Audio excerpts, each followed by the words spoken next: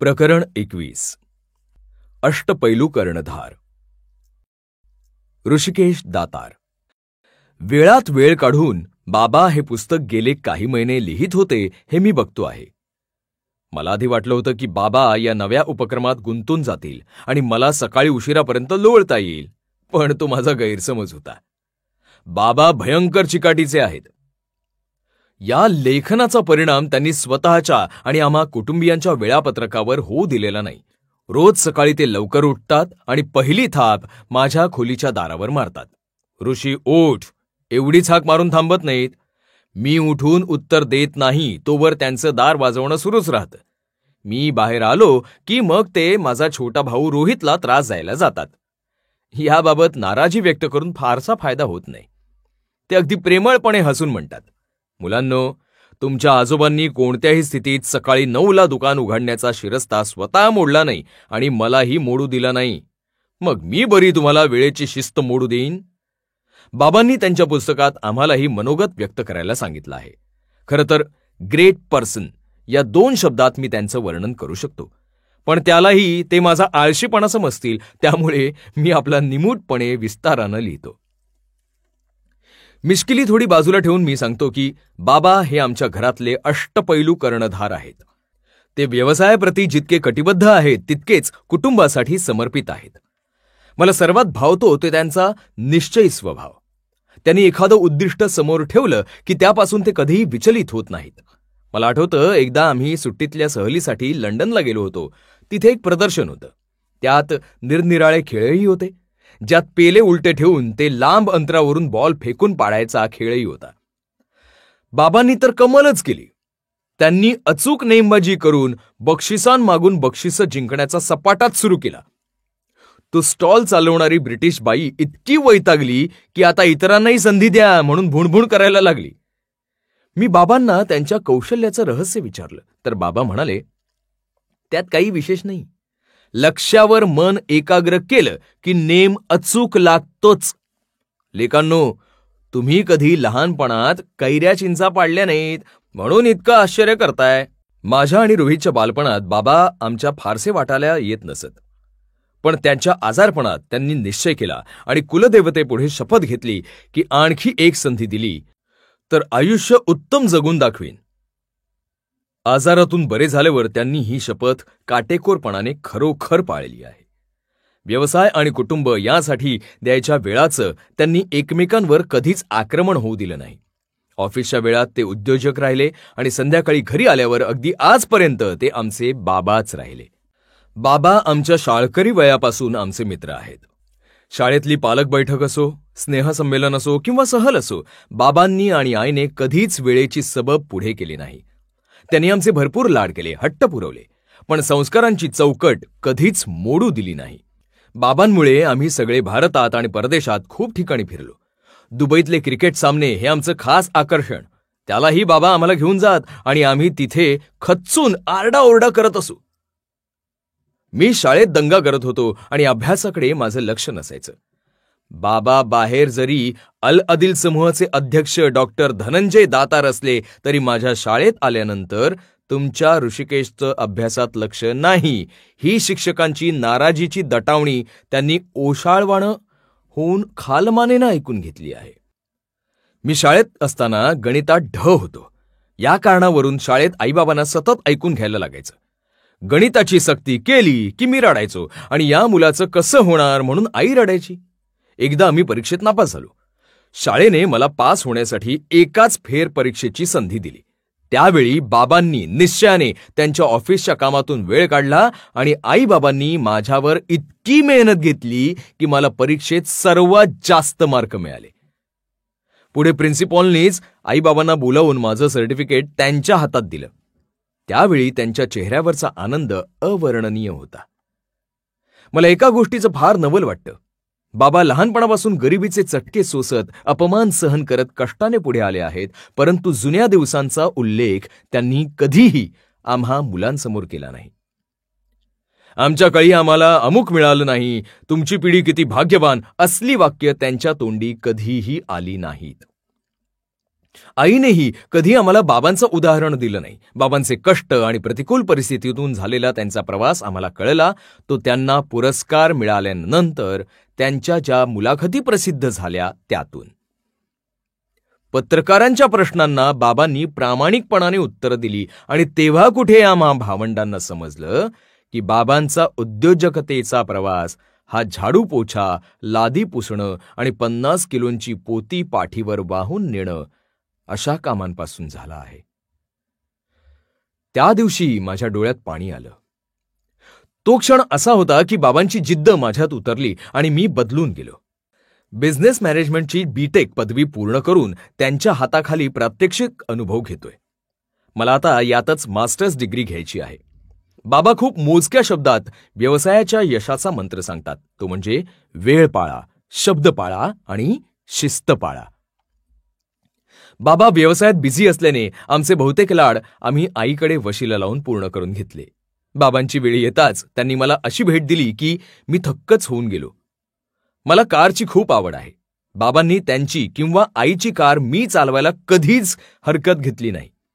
परंतु तरुण वयात कानात वारा गेलेल्या वासरासारखं वागू नका हे बजावायलाही त्यांनी कमी केलं नाही. एकदा मी मित्रांसोबत दुबईपासून जवळच्या पर्यटन स्थळी कारने गेलो होतो. येताना एका कारने ओव्हरटेक करण्याच्या नादात आमच्या गाडीला धक्का दिला.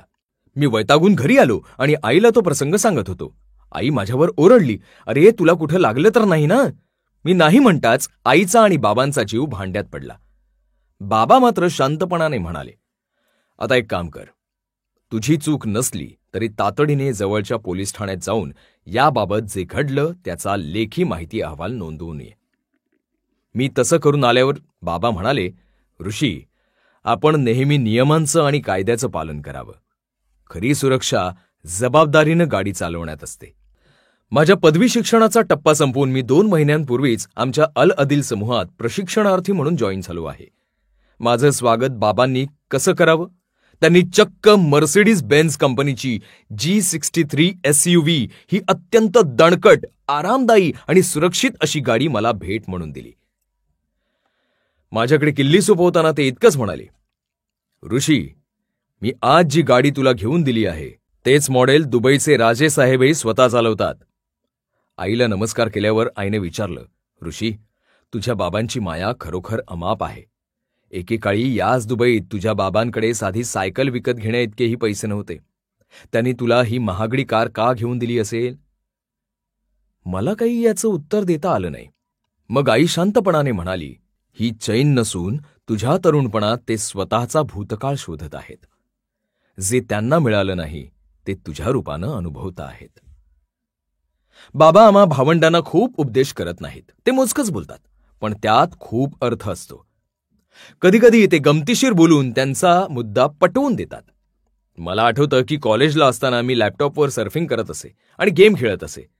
एकदा बाबांनी मला विचारलं, सारखा लॅपटॉपवर का पडीक असतोस? आमचं बोलणं जणू 2 मित्रांसारखं खेळकरपणाने सुरू होतं. मी त्यांना म्हणालो, बाबा, आज जगातल्या सर्वात श्रीमंत आणि दानशूर व्यक्तींपैकी असलेले उद्योजक संगणकाशी खेळूनच बडे बनले आहेत. त्यावर बाबा मिश्किलपणाने म्हणाले, चिरंजीव, आपला घरचा धंदा मिरची मसाले विकण्याचा आहे हेही विसरू नका. नाहीतर तेलही नाही, तूपही नाही, हाती केवळ लॅपटॉपचं धुपाटणं राहायचं. यावर मला हसू आवरलं नाही. आमच्या कंपनीत प्रशिक्षणार्थी म्हणून जाण्याचा माझा पहिला दिवस. मी बाबांना वाकून नमस्कार केला. ते म्हणाले, ऋषी, काळ खूप बदलला आहे. माझ्याप्रमाणे तुला हातात झाडू घेण्यापासून सुरुवात करावी लागणार नाही. तुझ्या शिक्षणाचा योग्य तो आदर मला आहे. पण एक गोष्ट लक्षात ठेव, कंपनीत तू मालकाचा मुलगा नसून केवळ ऋषिकेश दातार हा इतरांसारखाच कर्मचारी असशील. तुझे बाबा तुला ऑफिसमध्ये नव्हे तर संध्याकाळी घरी भेटतील. मी मनात म्हटलं, येस बॉस. बाबांचे आणि माझे विचार काही बाबतीत वेगळे आहेत, पण बाबा त्यांच्या मताची सक्ती आमच्यावर करत नाहीत. उदाहरणार्थ, मला आयुष्यात दीर्घकालीन ध्येय, लॉंग टर्म गोल्स ठेवणं मानवत नाही. आणखी 20 वर्षांनी पुढे काय होईल याचा विचार करण्यापेक्षा आपण सध्या विकासाच्या कोणत्या टप्प्यावर आहोत आणि पुढच्या 5 वर्षात काय साध्य करता येईल यासाठी प्रयत्न करणं मला आवडतं. थोडक्यात, भूतकाळ आणि भविष्यकाळ यापेक्षा मी वर्तमान काळाला महत्त्व देतो. बाबांचं नेमकं विरुद्ध आहे. अशी वाद न घालता इतकंच म्हणतात, ठीक आहे. अगदीच काही ध्येय न ठेवण्यापेक्षा निदान छोटी छोटी उद्दिष्ट साध्य करणं चांगलंच आहे. तू तुझ्या मार्गानं चालत राहा. बाबांच्या सावलीत चालत राहणं मला कधीही आवडेल. रोहित दातार यांचं मनोगत. ऋषीदादाने बाबांचं व्यक्तिमत्व अगदी समर्पक शब्दात रेखाटलं आहे. बाबा खरोखरच आमचे फ्रेंड, फिलॉसॉफंटा अचूक उदाहरण देऊन किंवा प्रात्यक्षिक दाखवून पटवून देण्याचं कौशल्य त्यांच्यात आहे. ते व्यावसायिक झाले नसते तर नक्कीच प्रेमळ शिक्षक होऊ शकले असते याची मला खात्री आहे. मला आमच्या लहानपणीचा एक गमतीदार प्रसंग आठवतो. आम्ही चौघे एकदा सुट्टीत एका हिल स्टेशनला गेलो होतो. एका पॉइंटवरून आम्ही समोर पसरलेली खोल दरी आणि उभा कडा बघत होतो. अशा कड्यांवरून गिर्यारोहक प्रस्तरारोहण, रॉक क्लाइम्बिंग कसं करतात हे बाबा आम्हाला सांगत होते. आमच्या मागेच एक तरुण दाम्पत्य उभं होतं.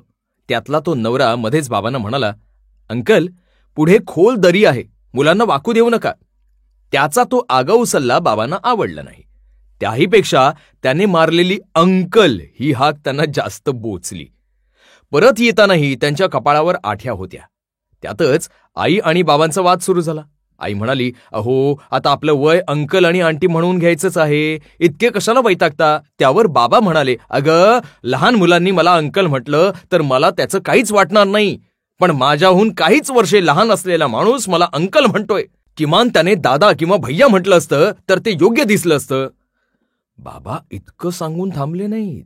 त्यांनी खिशातून रुमाल काढला आणि आम्हा भावंडांच्या हातात दिला. आम्हाला म्हणाले, जा, त्या माणसाला विचारा की अंकल आपका रुमाल गिर गया है क्या.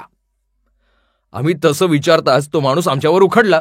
मैं आपको अंकल दिखता हूं क्या असं म्हणायला लागला. त्यावर बाबा त्याला म्हणाले, 5 मिनिटांपूर्वी तुम्ही मला अंकल म्हणाला होतात, त्यावेळी मी रागावलो का? मुलांसाठी आपण सगळे अंकलच आहोत ना. मग आईकडे वळून बाबा पुटपुटले, बघितलास त्याचा दुटप्पीपणा. त्याला स्वतःला अंकल म्हणून हाक मारल्यावर कसा राग आला ते. बाबांच्या या सोदाहरण स्पष्टीकरणानं आम्ही जाम हसत सुटलो. बाबांनी आणि आईने आमचे खूप लाड केले आहेत, पण अवास्तव हट्टीपणा कधीच खपवून घेतला नाही. निर्णयाचं संपूर्ण स्वातंत्र्य देतानाही काही विशिष्ट संस्कारांची चौकट मोडू दिलेली नाही. माझं आणि ऋषीदादाचं शिक्षण दुबईतल्या इंग्रजी माध्यमाच्या शाळेत झालं असलं तरी घरी मराठीतच संभाषण करण्याचा दंडक लहानपणापासून आहे आणि आजही आम्ही तो पाळतो. घराबाहेर आम्ही हिंदीत, इंग्रजीत आणि अरबीत बोलतो.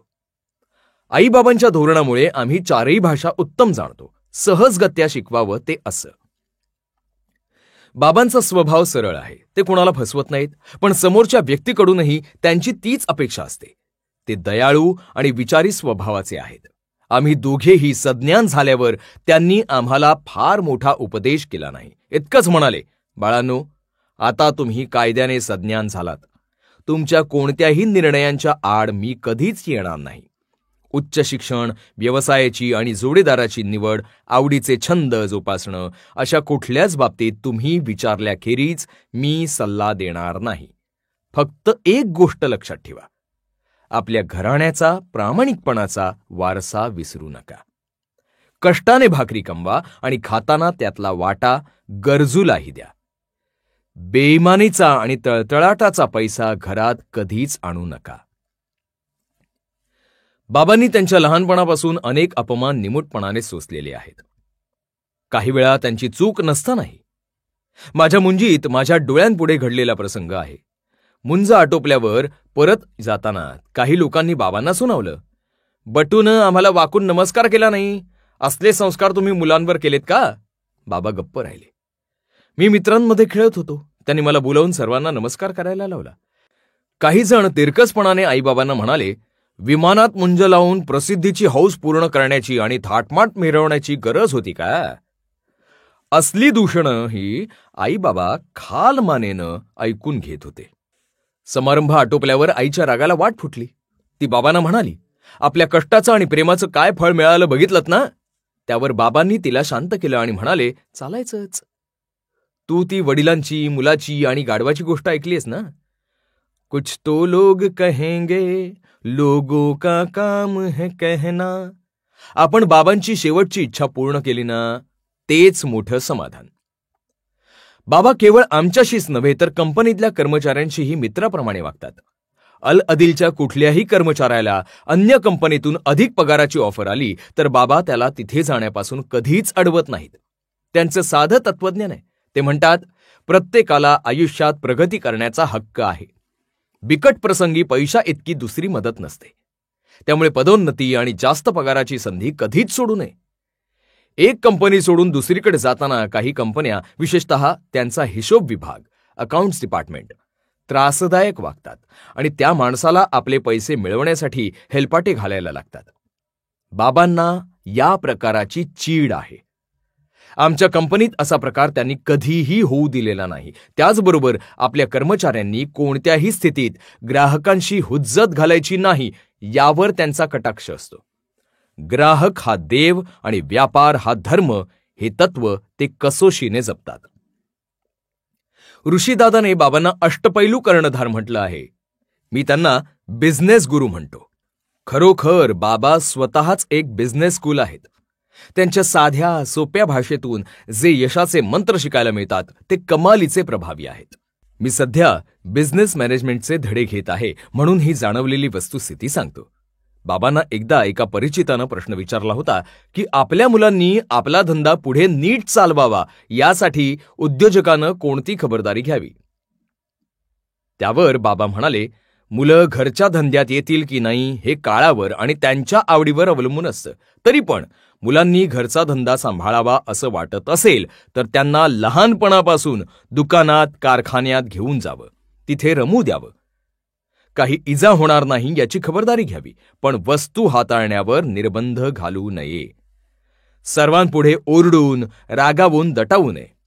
हे पथ्य पाळलं तर हळूहळू मुलं आपलं अनुकरण करत शिकतात आणि त्यांनाही धंद्याची गोडी लागते. बाकी काळजी करू नये, कारण दुकानदाराच्या मुलाला पुड्या बांधायला शिकवावं लागत नाही. बाबांच्या मिश्किल स्वभावाचा एक किस्सा सांगतो. बाबा नियमितपणानं रोज रात्री पुस्तकाचं लेखन करताना बघून मी आईला गमतीनं म्हणालो, आई, बाबांचं एक विशेष आहे. त्यांना रस असलेल्या गोष्टींचा ते जिद्दीने पाठपुरावा करतात. त्यांना धंद्याचा अनुभव नव्हता तरी ते यशस्वी बिझनेसमन झाले. वयाच्या 25शीत व्यायामाची गोडी लागली तर जिममध्ये जाऊन शरीर पिळदार करून आणि ज्युदो शिकून आले. इंग्रजी नीट बोलता येत नव्हतं तर 6 महिन्यात इंग्रजीतून अस्खलित संभाषण करायला शिकले. भाषणं देण्याची सवय नसतानाही हजारो लोकांपुढे बिनधास्त बोलण्याचं कौशल्य मिळवलं. आता पुस्तक लिहायचं मनावर घेतलंय. आपलं नशीब चांगलं की त्यांनी गायनाचा ध्यास घेतलेला नाही, नाहीतर रोज त्यांचा रियाज ऐकायला लागला असता. बाबा हे ऐकत होते. ते मान वळवून डोळे मिचकावत म्हणाले, रोहित, अरे, संगीताचा छंद तुझ्या आईने जोपासला असल्याने मी त्यात पडणार नाही. पण ज्युदो नंतर आता कराटे किंवा कुस्ती शिकायची म्हणतोय. त्याची प्रॅक्टिस घरीच तुम्हा भावांबरोबर करेन. तुला कसा वाटतोय हा विचार? यावर आम्ही सगळेजण हसत सुटलो. ऋषीदादाचे ते 2 शब्द मीही बाबांबाबत वापरतो. Great person.